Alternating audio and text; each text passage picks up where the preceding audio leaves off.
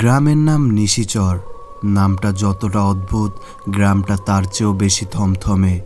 এই গ্রামের উত্তর সীমানায় একটা পুরনো কবরস্থান আছে, আর সেই কবরস্থানকে ঘিরে রেখেছে বিশাল এক ঘন বাঁশঝাড়।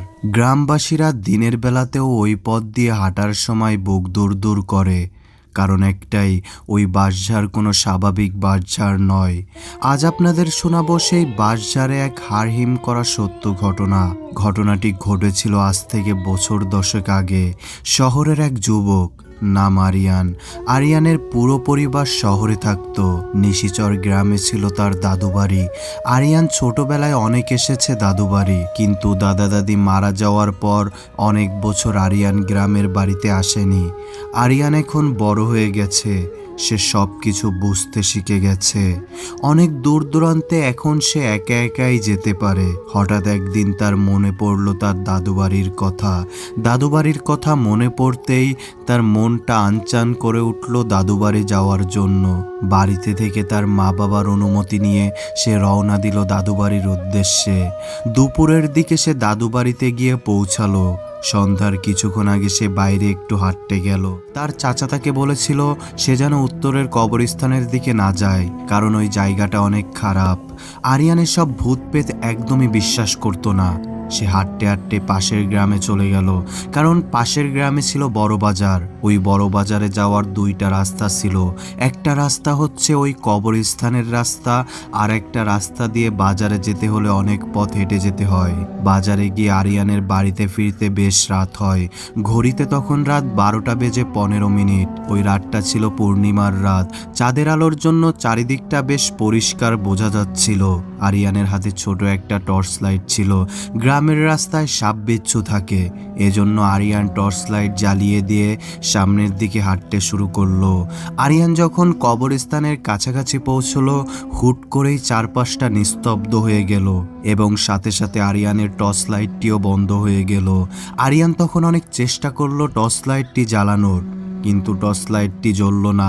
কোনো উপায় না পেয়ে আরিয়ান হালকা চাঁদের আলোয় দেখা পথ অনুসরণ করে বাড়ির দিকে হাঁটতে শুরু করলো। চারপাশটা এতটাই নিস্তব্ধ, আরিয়ানের হাঁটার শব্দ ছাড়া আর কিছুই শোনা যাচ্ছে না। ঠিক তখনই আরিয়ান শুনতে পেল বাঁশঝাড়ের ভেতর থেকে কে যেন মটমট করে বাঁশ ভাঙছে। আরিয়ান থমকে দাঁড়ালো। সে বাঁশবাগানের ভেতর দিকে তাকালো, কিন্তু কোথাও কিছু দেখতে পেল না। সে মনের ভুল ভেবে সব উড়িয়ে দিল। এরপর সে আবারও সামনের দিকে হাঁটতে শুরু করলো। তারপর সে দেখলো একটা বিশাল বাঁশ ধনুকের মতো বেঁকে রাস্তার মাঝখানে এসে পড়েছে, যেন কেউ সেটাকে উপর থেকে জোর করে নামিয়ে ধরে রেখেছে। আরিয়ান ভাবলো হয়তো বাতাসের চাপে বাঁশটা হেলে পড়েছে। সে নিচু হয়ে বাঁশটার নিচ দিয়ে পার হতে গেল। ঠিক তখনই একটা শীতল হাওয়া তার ঘাড়ের পাশ দিয়ে বয়ে গেল, এবং আরিয়ান স্পষ্ট শুনতে পেল কেউ যেন তার কানের কাছে খুব ফিসফিস করে বলল, কোথায় যাস? কথাটা শুনে আরিয়ান পিছিয়ে গেল। তখন আরিয়ানের চোখ আবারও ধনুকের মতো সেই বাঁকা করা বাঁশটার উপর গেল। এরপর সে যা দেখলো তা দেখার জন্য সে একটুও প্রস্তুত ছিল না। বাঁশটার ডগায় একটা অবয়ব বসে আছে। অবয়বটা কুচকুচে কালো, তার লম্বা হাত দিয়ে একটা বাঁশ আঁকড়ে ধরে আছে। অবয়বটার চোখ দুটো আগুনের গোলার মতো জ্বলছে। এটা দেখে আরিয়ান দৌড় দেওয়ার চেষ্টা করলো, কিন্তু তার পা যেন মাটিতে গেঁথে গেছে। সে দেখলো রাস্তার দুই পাশের বাঁশগুলো একে একে নুয়ে পড়ছে, যেন তাকে বন্দি করার জন্য একটা খাঁচা তৈরি করা হচ্ছে।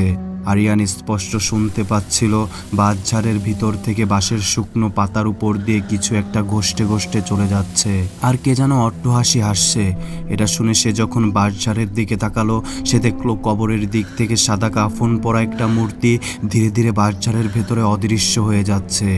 এটা দেখার পর আরিয়ান আর দেরি না করে তার সর্বশক্তি দিয়ে চিৎকার করে দৌড় দিল। পেছন থেকে সে শুনতে পেল সেই বাঁশগুলোর মটমট শব্দ, যেন কিছু একটা তার পিছু পিছু তেড়ে আসছে। সে যখন গ্রামের মূল রাস্তায় এসে পৌঁছালো, তখন সে জ্ঞান হারিয়ে ফেলল। পরদিন সকালে গ্রামবাসী তাকে উদ্ধার করে। তার গায়ে অসংখ্য আঁচড়ের দাগ, যেন কোনো তীক্ষ্ণ নখ দিয়ে কেউ তাকে টেনে ধরার চেষ্টা করেছে। আশ্চর্যের বিষয় হলো যে বাঁশগুলো রাতে রাস্তা আটকে দিয়েছিল, সকালে সেখানে গিয়ে দেখা গেল কোনো বাঁশই ভাঙা বা বাঁকানো নেই। সব আগের মতো সোজা হয়ে দাঁড়িয়ে আছে। আরিয়ানের টর্চ লাইটটা পাওয়া গিয়েছিল সেই পুরনো একটা কবরের ঠিক উপরে। আরিয়ান আজও সেই রাতের কথা ভুলতে পারে না। আজও রাতে গ্রামের মানুষ ওই বাঁশঝাড়ের পাশ দিয়ে হাঁটার সাহস পায় না, কারণ তারা জানে ওই বাঁশঝাড় শুধু বাঁশঝাড় নয়, মৃত্যুর ফাঁদ। তাই সাবধান, কখনো যদি নিঝুম রাতে কোনো বাঁশঝাড়ের পাশ দিয়ে যাও এবং দেখো কোনো বাঁশ নিচু হয়ে তোমার পথ আগলে দাঁড়িয়ে আছে, খবরদার সেটার নিচ দিয়ে যাওয়ার চেষ্টা করো না। হয়তো উপর থেকে তোমার জন্য কেউ অপেক্ষা করছে। বন্ধুরা, এটাই ছিল আজকে আমাদের ঘটনা।